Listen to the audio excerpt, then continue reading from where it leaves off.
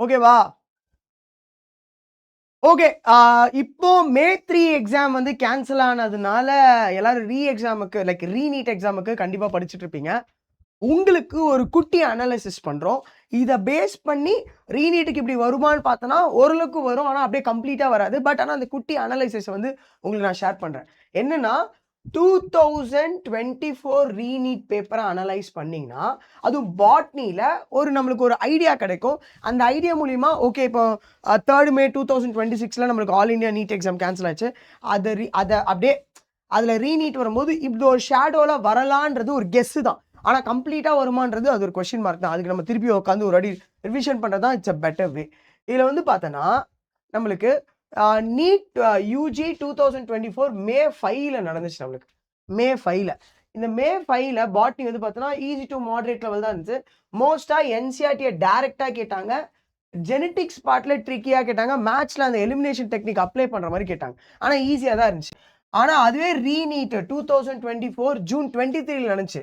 இது actually June 13ல notification விட்டாங்க. 23ல பண்ணாங்க. 30ல ரிசல்ட் விட்டாங்க. ஆனா இது வந்து பார்த்தோன்னா, எல்லாருக்குமே இது நடக்கல. எல்லாருக்குமே இது வந்து நடக்கல. இது வந்து பார்த்தீங்கன்னா, ஏதோ 1653 நெனைக்கிறேன். இந்த ஸ்டூடண்ட்ஸ்க்கு மட்டும் தான் நடந்துச்சு. ஏன்னா, அங்க வந்து கிரேஸ் மார்க்லாம் போட்டு 719 வந்துச்சு. சில ஏதோ லீக் ஆயிடுச்சுன்ற மாரிலாம் சொல்லிட்டு இருந்தாங்க. ஸோ இந்த ஸ்டூடண்ட்ஸ்க்கு மட்டும் பார்த்தோன்னா, ரீநீட்ட கண்டக்ட் பண்ணி அவங்களுக்கு எக்ஸாம வச்சாங்க. மோஸ்ட்டா பார்த்தோன்னா, ஆக்சுவலி இந்த நீட்ட கம்பேர் பண்ணும்போது, ஆல் இண்டியா மே 5 2024ல வச்சது கம்பேர் பண்ணும்போது, ரீநீட் 2024 ஜூன் 23ல வச்சது கொஞ்சம் மாடரேட்டா இருந்துச்சு. ஃபேக்சுவல் இன்ஃபர்மேஷன் அதிகமா கேட்டாங்க. Which mean values. இப்போ வந்து பார்த்தோன்னா, ஆ அ எத்தன டிகிரில வந்து பார்த்தோன்னா, அந்த எவல்யூஷன்ல ஐயோ! நான் ஒண்ணு பார்த்தேனே. அந்த கெமிக்கல் எவல்யூஷன்ல 800 டிகிரில வந்து அத ஹீட் பண்ணாரு. எஸ்எல் மில்லர்ன்னு நெனைக்கிறேன். அப்புறம் வந்து பார்த்தோன்னா, வேல்யூஸ பேஸ் பண்ணி, ஃபேக்ட்ட பேஸ் பண்ணி நெறைய கேட்டாங்க என்சிஇஆர்டி. ஆனா எப்படி இருந்தாலும் பாட்னில உனக்கு அந்த மாடரேட் லெவல்ல வச்சுக்கிட்டே இருப்பாங்க. இப்போ ரீசென்ட்டா நம்மளுக்கு கேன்சல் ஆயிருக்கு. அண்ட் காலையில கூட பார்த்தோன்னா, என்டிஏலேருந்து ஒரு அஃபிஷியலா ஒரு நோட்டிஃபிகேஷன் போட்டுருக்காங்க. பசங்களோட வாழ்க்கைலாம் ரொம்ப இம்பார்ட்டன்ட். ஸோ, அதனால அந்த சீஃப் அந்த ஆஃபீசர்லாம் மாத்துறாங்க. நெறைய டிபார்ட்மெண்ட்ட மாத்துறாங்க. கொஞ்சம் இன்னும் ஸ்ட்ராங்கா குடுப்போம்லாம் சொல்லியிருக்காங்க. ஸோ, என்ன பொறுத்தவரைக்கும் ஒரு 50% வந்து ரீநீட் எக்ஸாம் அதுவும் 2026 வந்து ஈஸியா தான் இருக்கும். அப்படின்றத நானே உறுதியா சொல்றேன். நீங்களும் அதையே நம்புங்க. ஏன்னா, பிகாஸ் ரொம்ப செய்ய மாட்டாங்க. செஞ்சுட்டாங்கன்னு வச்சுக்கயேன், அவங்களுக்கு பெரிய ப்ராப்ளம் ஆயிடும். அடுத்தது 2024ல ஒரிஜினல் பேப்பர் அதான் அந்த மே 5ல நடந்துச்சு பார்த்தியா? அங்க வந்து பார்த்தோம்னா, மோஸ்ட்டா என்சிஇஆர்டி பேஸ் பண்ணி தான் கேட்டாங்க. ஆனா ரீநீட்லயும் நம்மளும் என்சிஇஆர்டி ஓரியன்ட் தான் பார்க்க முடியும். ஃபேக்ட்ட எதிர்பார்க்கலாம். ஃபேக்ட் பேஸ நம்ம எதிர்பார்க்கலாம் அப்படின்றத சொல்றேன். அப்புறம் ரொம்ப காம்ப்ளக்ஸான சம்ம குடுக்கறதுக்கு பதிலா, காம்ப்ளக்ஸான கொஸ்டின்ஸ குடுக்கறதுக்கு பதிலா, லென்த்தி பேப்பர் ஓகேவா? லென்த்தியான பேப்பர் குடுக்கறதுக்கான அதிக பாசிபிலிட்டீஸ் இருக்கு. அப்படின்றத சொல்றேன். அடுத்தது வந்து பார்த்தோம்னா, சாப்டர் வைஸ். இப்ப நீட் 2024 ஆல் இண்டியா மேல நடந்துச்சு பார்த்தியா? அதுல மோஸ்ட்டா ஜெனடிக் எவல்யூஷன கான்சன்ட்ரேட் பண்ணாங்க. Sexual reproduction, biotechnology, plant physiology இதெல்லாம் பாட்னில ரொம்ப இம்பார்ட்டன்ட்டா இருந்துச்சு. இப்போ நீங்க அதுவே அ அது அது அந்த இயர்லயே ஜூன் 23ல வச்ச ரீநீட் 2024 ரீநீட்ல வந்து பார்த்தோன்னா, அந்த molecular basic of inheritance, principle of inheritance variation தான் அதிகமா கேட்டாங்க. எவல்யூஷன் தான் அதிகமா கேட்டாங்க. அது குறைச்சுட்டு பிளான்ட் டிஷ்யூ அனாட்டமி, என்விரான்மென்ட் சம்பந்தமான கொஸ்டின்ஸ் அதான் இந்த biodiversity conservation, ecosystem, population organism இந்த மாரி இடத்துல கேட்டாங்க. Cell cycle. அப்ப நான் என்ன சொல்றேன்னா, சார் அப்படியே வருதான்னு பார்த்தோன்னா வரல. அப்ப நம்ம இத வச்சு கெஸ் பண்ணும்போது மே 3 2026ல வச்சத கம்ப்ளீட்டா அந்த கொஸ்டின் பேப்பர பார்த்துட்டு அதுல இருக்க கான்செப்ட்ட 360 ஆங்கிள்ல படிச்சுக்கோங்க. அது வந்து பார்த்தோன்னா ஒரு 52 ஆர் பிலோ 50% நம்மளுக்கு அந்த ரீநீட் எக்ஸாம்ல கேட்கலாம். வாய்ப்புகள் அதிகமா இருக்கு. ஆனா பார்த்தோன்னா முக்காவாசி அதர் டாபிக்ஸ் தான் கேட்குறாங்க. மே 3ல கேட்ட டாபிக்ஸ விட அதுல என்னலாம் விட்டாங்களோ அந்த டாபிக்ல இருந்தும் கேட்டிருக்காங்க.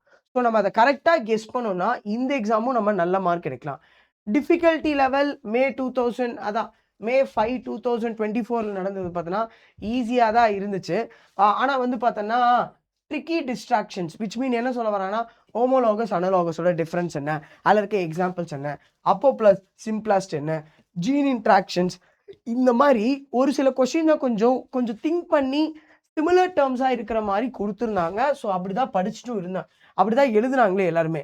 ஆனால் ரீநீட்டில் வந்து பார்த்தோன்னா நம்மளுக்கு நம்ம லென்த்தி பேப்பரை எதிர்பார்க்கலாம். எலிமினேஷன் பண்றத கொஞ்சம் கம்மியாக்குறது. இந்த மாரி விஷயத்த நம்ம நெறையா ஃபோக்கஸ் பண்றத பார்க்கலாம்.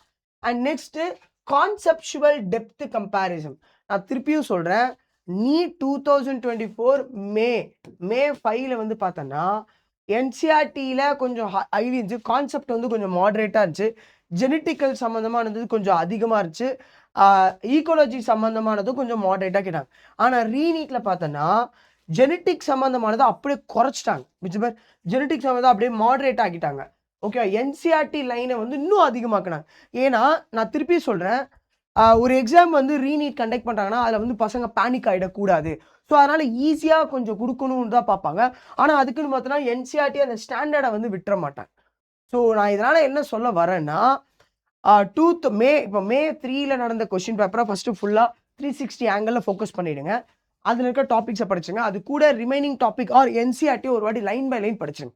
அப்படி படிச்சாவே லென்த்தியா வேணா ஆக்குவாங்க தவிர, கம்மி பண்ண மாட்டாங்க. அண்ட் நெக்ஸ்ட் காம்படிஷன் கம்மியாகும். காம்படிஷன் கம்மியாகும்போது நம்பர் ஆஃப் ஸ்டூடண்ட்ஸ் கொஞ்சம் குறைவாங்களா?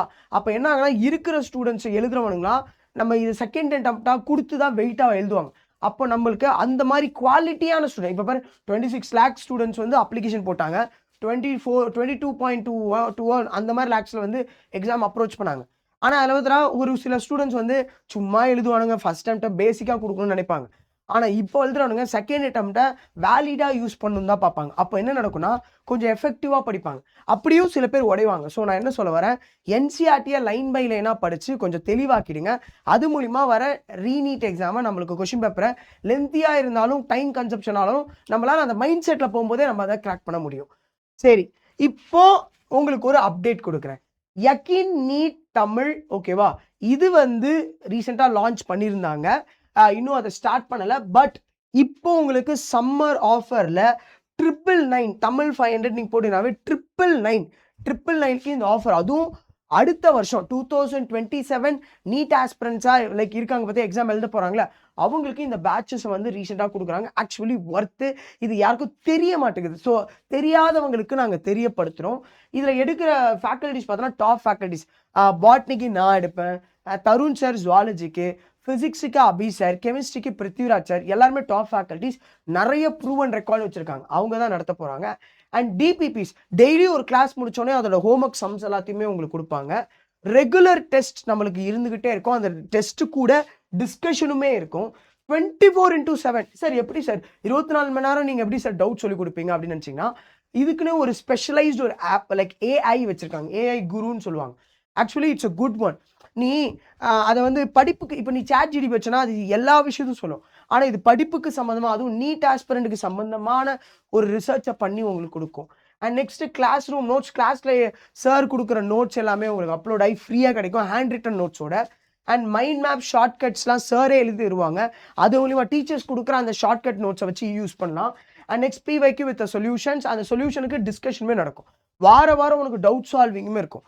இந்த மாரி இதுல இம்பார்ட்டன்ஸ போட்டிருக்கும். இத தாண்டியுமே நெறைய ஃபீச்சர்ஸ் வந்து இருக்கு. இது எல்லாமே ஒரு வருஷத்துக்கு ரூ. 1000க்கு ரூ. 1 கம்மி. ரூ. 999 இந்த பேட்ச் கிடைக்குது. ஸோ கைண்ட்லி லைக் நீ எந்த இன்ஸ்டிடியூட் வேணாலும் போ. அப்படி இருந்தாலும் நான் இந்த இந்த இந்த கோர்ஸ்ல ஜாயின் பண்ணுங்கன்னு தான் சொல்லுவேன். இல்ல எனக்கு வந்து காசுக்கு ரொம்ப குறைபாடா இருக்கு. நான் வந்து இந்த இந்த கோர்ஸ நம்பி தான் இருக்கேன்னா, அப்பயும் ஜாயின் பண்ணு. நான் என்ன சொல்றேன்னா, இந்த கோர்ஸ மட்டும் தான் இருக்குன்னு சொல்லி அப்படியும் ஜாயின் பண்ணு.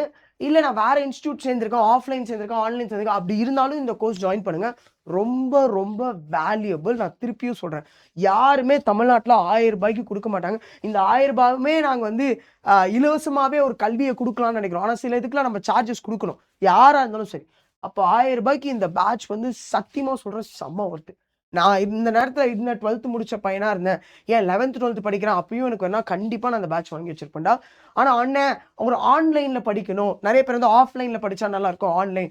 நான் வந்து 11th, 12th படிக்கிறேன்னா கண்டிப்பா இந்த பேட்ச் வாங்கி அப்பப்ப போய் யூடியூப் லைக் பிடபிள்யூ ஆப்ல இந்த பேட்ச்ல போய் நான் அப்பப்போ நோட்ஸ பார்ப்பேன், கிளாஸ பார்ப்பேன். அப்படி இல்ல நான் 12th முடிச்சிட்டேன்னா கண்டிப்பாவும் இத பார்ப்பேன். ஏன்னா எனக்கு ரூ. 1000 கிடைக்குது. நான் ஒரு பார்ட் டைம்ல வொர்க் பண்ணி கூட நான் இத படிப்பேன். இல்ல நான் முழுமையாவும் படிப்பேன். இந்த மாரி நெறைய பெனிஃபிட்ஸ் இருக்கு.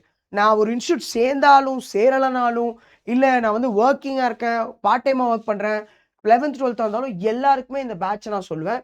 இந்த பேட்சஸோட விலை பார்த்தோன்னா 999 999 1000 கம்மி. So kindly join us. Okay, ரீநீட்டை பற்றி நாங்கள் அப்டேட்டாக யூடியூப்பில் நாங்கள் கண்டிப்பாக போட்டுகிட்டே இருப்போம், அதை பாருங்கள். ஆனால் இதுக்கப்புறம் வர எங்களோட நீட் கிளாஸ் எல்லாமே யக்கீன் பேட்சில் தான் நடத்தும். ஏன்னா இதில் நிறைய அட்வான்ஸ் வந்து ஸ்டூடெண்ட்ஸ்க்கு இருக்கனால. So kindly join this batch. Thank you so much.